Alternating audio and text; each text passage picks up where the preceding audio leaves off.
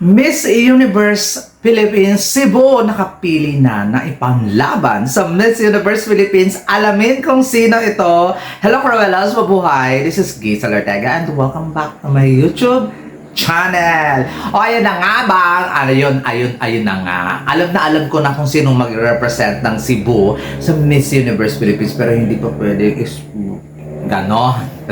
Pwedeng tahiin mo na yung bunganga ni Giselle Ortega, baka matampal ako ng beauty queen. Ayun lang nga, syempre alam ko na kung sino ang representative ngayon ng Cebu sa Miss Universe Philippines, pero wala pa kayong alam. Hint lang, meron lang kayong mga hula, may mga ganito, may mga ganyan, pero syempre kailangan talaga ng confirmation galing doon sa girl at saka sa Miss Universe Philippines Cebu. Pero alalahanin natin na ang Cebu ay hindi nagpapadala ng mga putsyut-putsyut mga babae.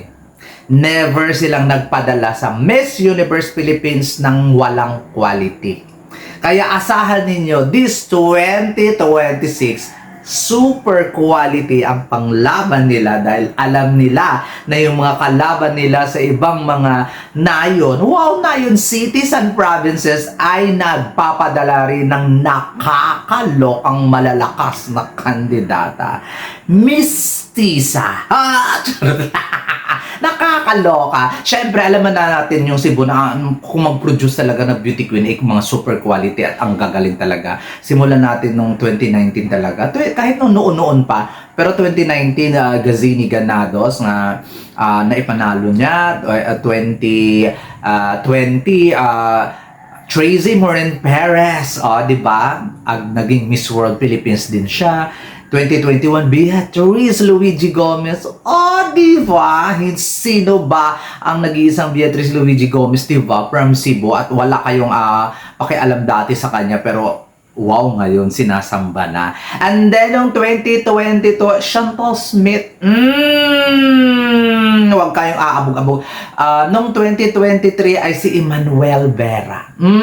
Di ba? Nung 2024 ay syempre Tiffany Hanson. And of course, nung 2025, my favorite, the lovely, the beautiful Gabby Carvalho.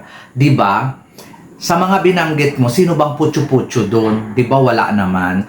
O sabihin man natin na hindi sila malakas pag itapat sa mga ibang beauty queen. Pero pag bardagulan na, pag nasa stage na, top 10 ang pinakamababang naabot ng Miss Universe Cebu sa Miss Universe Philippines. Kaya, good luck na lang sa pambato ng Cebu this year. Alam kong malakas ka, be, pero hindi ko pwedeng pangalanan. Pero ito yung girls na mga pinagdududahan nila na possible na mag-represent ng Cebu sa Miss Universe Philippines. Di ba? Nakakaloka kahit alam na ng iba, di ba? Pero hindi pa pwede i-confirm, baka naman masampal. Di ba? Nakakaloka. Maraming nung lumabas nga ang announcement ng Miss Universe Cebu, Miss Universe Philippines Cebu, na hindi na sila magkakakandak ng pageant kasi nga yung budget gugugulin na doon sa mga nasalanta sa Cebu, sa mga kalamidad na dumaan doon. So mag-a-appoint na lang sila. Alam naman na kung mag-a-appoint ang Cebu, ganun-ganun lang ba yun? Nakakaloka. Ganun-ganun lang ba yon? So, marami talaga nag-comment sa comment section na, sino ba ito? Chuchuchucho.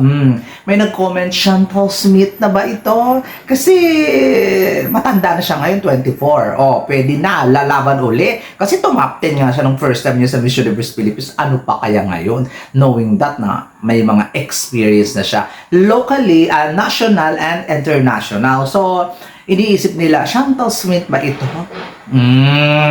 Kung si Chantal Smith man yan, ay di perfect.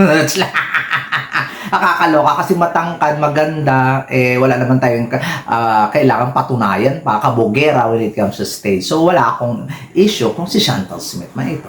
Ang tanong, pag si Chantal Smith ba ito, makalaban ba siya sa mga ibang provinces ngayon na nakakaloka yung mga pinapadala at ina-appoint? Nakakaloka yung Pampanga, oh. Nag-Alison Hetland sila. Hetland, hindi Hitler. Hetland.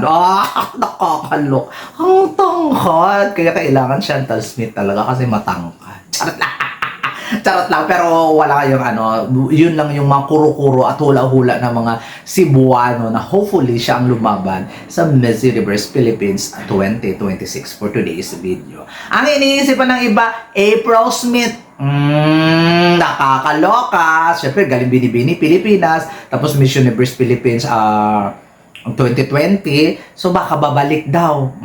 Nakakaloka. Ang tanong, kaya bang makipagbardagulan ni April Smith sa Miss Universe Philippines 2026? Sinabi ko nga sa inyo, yung roster ka ngayon, Battle of the Happies, nakakaloka. Sinasabi ko sa inyo guys, yung mga Happies ngayon na mga hindi pa nagko-confirm ay puryagoba. Lahat sila mga half vampira, half Pilipina. Ang dami talaga nila, as in, maloloka kayo sa ganda. Oh no! Kabahan na kayo. Diba from Aklan nga ay Happies din. Nakakaloka. Ang iniisipan ng iba, Lou Dominic Picson, ang pagbabalik daw ng isang napaka-oriental beauty from Cebu. Pag si Lou Dominic ba, kakabog ba yan? Alam kong kabugera siya, pero sa roster ngayon, mag-shine bright like a diamond ba yung beauty niya? Isip-isip na kayo. Siyempre nag-iisip. At kailangan talaga yung Miss Universe Philippines Cebu, kung mag-a-appoint man sila, doon tayo sa sigurado na. Di ba? Yung paniniguradong, kung hindi man placement, winner.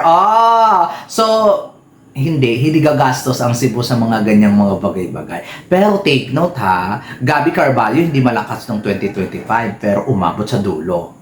Di ba? Siya pa ang pinaka the best answer kasi hindi magpapadala ang Cebu na ipapahiya ang Cebu. Alam naman natin, dito sa bansa natin, Cebu is the most powerful powerhouse, sash factor ang Cebu at kinakatakutan yan. Kung hindi man kinakatakutan ng mga kandidata, matakot kayo sa sash niya na Cebu.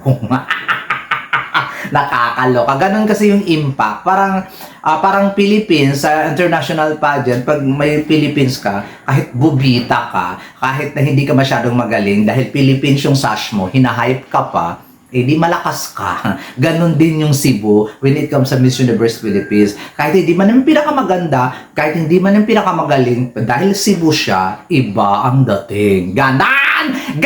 Nakakaloka. I'm so excited talaga sa a-appoint ng Cebu. Isa pa sa mga talagang pinagdududahan nila ng bonggang-bongga ay itong si Stephanie Priwoodnik.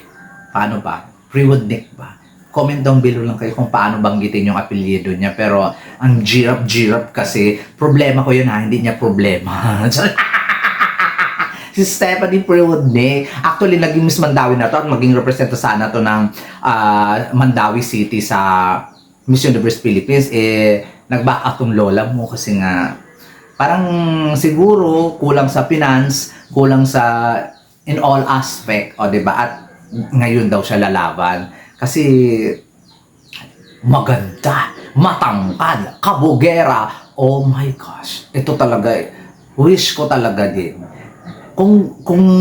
Kung may gusto man akong i-appoint na Cebu, si Stephanie talaga yun.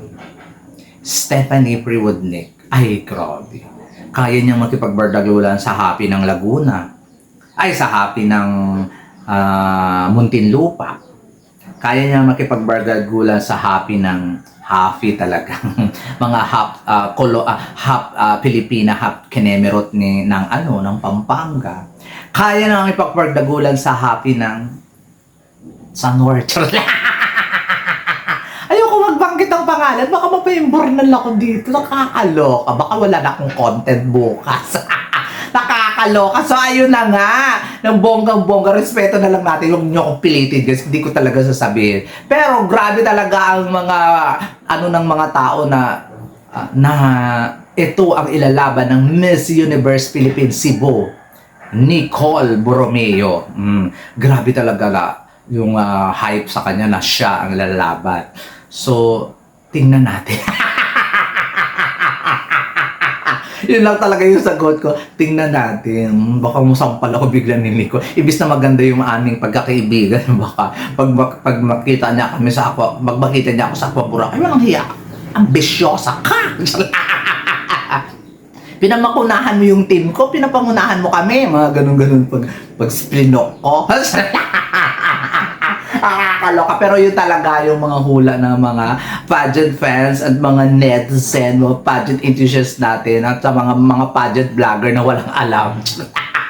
Na si Nicole Bromeo daw ang representative ng Cebu. Siyempre gagamitin natin yung salitang daw.